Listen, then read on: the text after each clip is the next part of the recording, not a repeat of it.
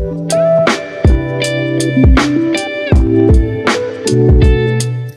guys, so today I'm going to take you with me while I do some plant maintenance.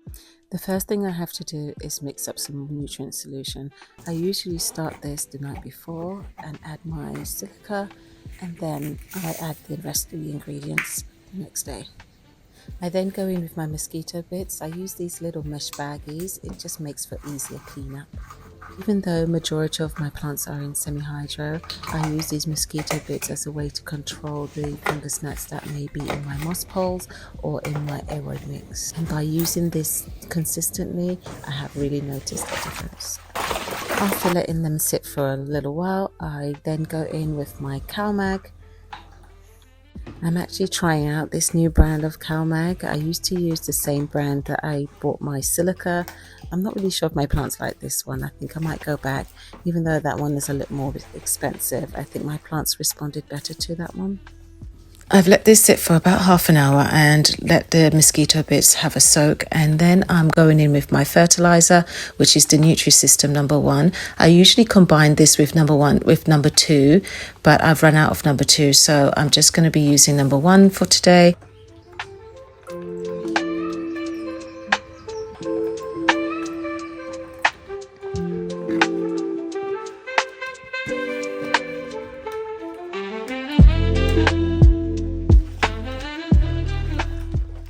For some reason, I always seem to start with my alocasias when it comes to watering. They seem to be the thirstiest plants and always need their reservoirs topping up. So I start with my alocasias.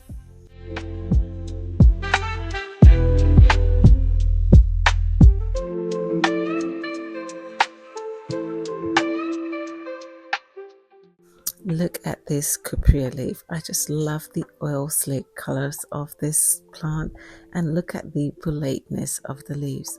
And this lightning has just come out of dormancy and it's given me the most beautiful leaf. Let's get into this giganticum. The variegation on this leaf is stunning. This is why it's important to do these maintenance rounds within your plant collection, because I have just seen a thrip on my gigantium leaf. We've got to sort this out ASAP.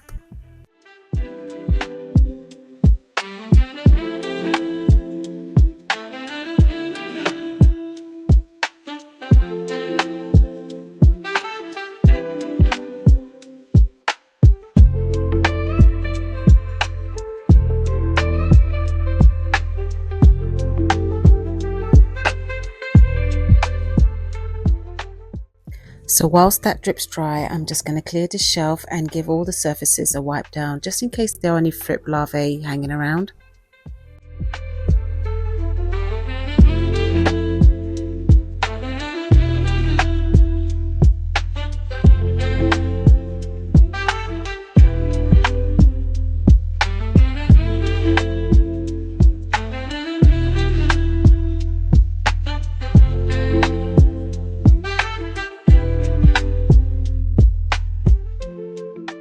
This is not what I expected to be doing today, but it's what needs to be done.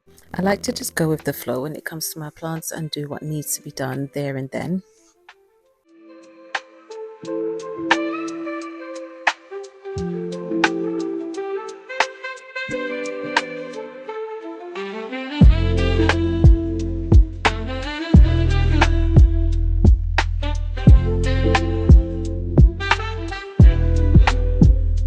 I absolutely love the way this shelf looks now. I've moved some of the plants so that way as the leaves size up, they have their space to grow.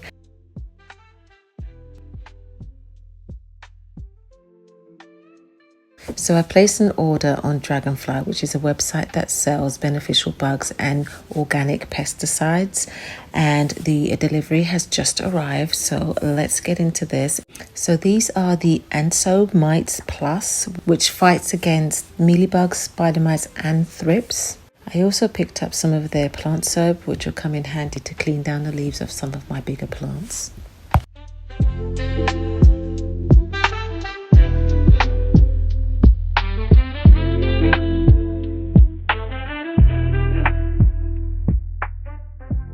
So the main reason why I got these is because it's stated that they can survive in ambient conditions.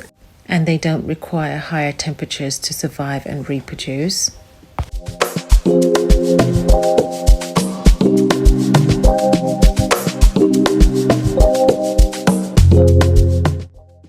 I am so proud of this obliqua. I can't believe that I grew this from a wet stick to this size. Look at her leaves, are just so beautiful, and she's grown to the top of her moss pole, so she needs to be extended.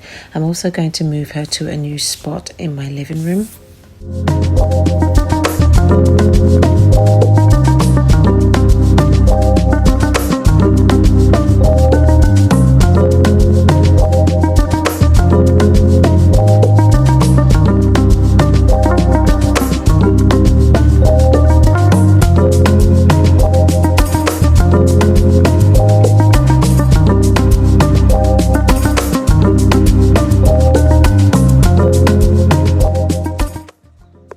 And here she is, pole all extended, ready for her new spot.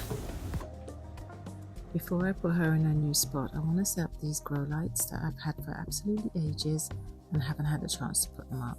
So these are the Sansi gooseneck grow lights, and they come with these two 15-watt bulbs. So this is the area that I want to put my replica in. I think she'll have enough room to grow a few more leaves, and these grow lights will give her plenty of light.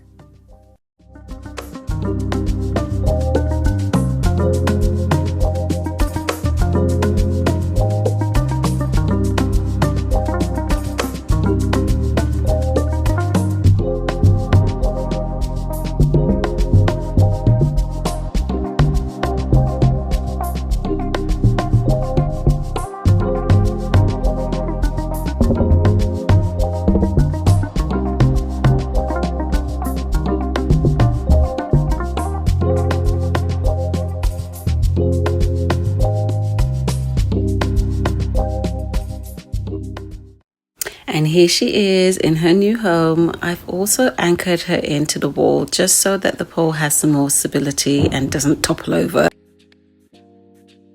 My final task for today is to replace the rubber stripping on my bar cabinets. I previously used the one that most people use, which is the flat one that goes straight across, but I found that it didn't really adhere properly and it kept on falling off. So I found this one on Amazon. It has a little lip that goes across the center, which fits perfectly on the ledge of the bar cabinet, as well as adhering to the inside. So I think this will work much better.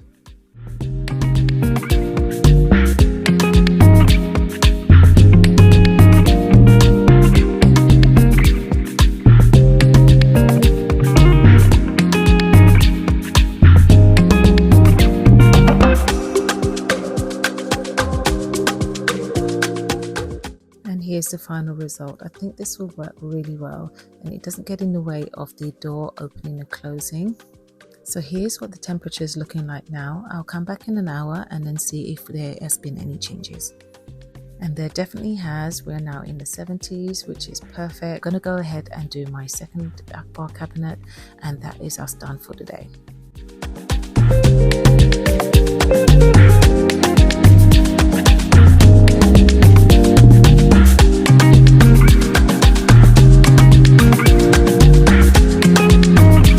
So thank you all for joining me whilst I got some small plant chores done. I hope I was able to keep you company whilst you did your plant chores, or I inspired you to get some plant chores done. And until next time, stay happy, healthy and whole, and I will see you in the next one. Bye. Beautiful.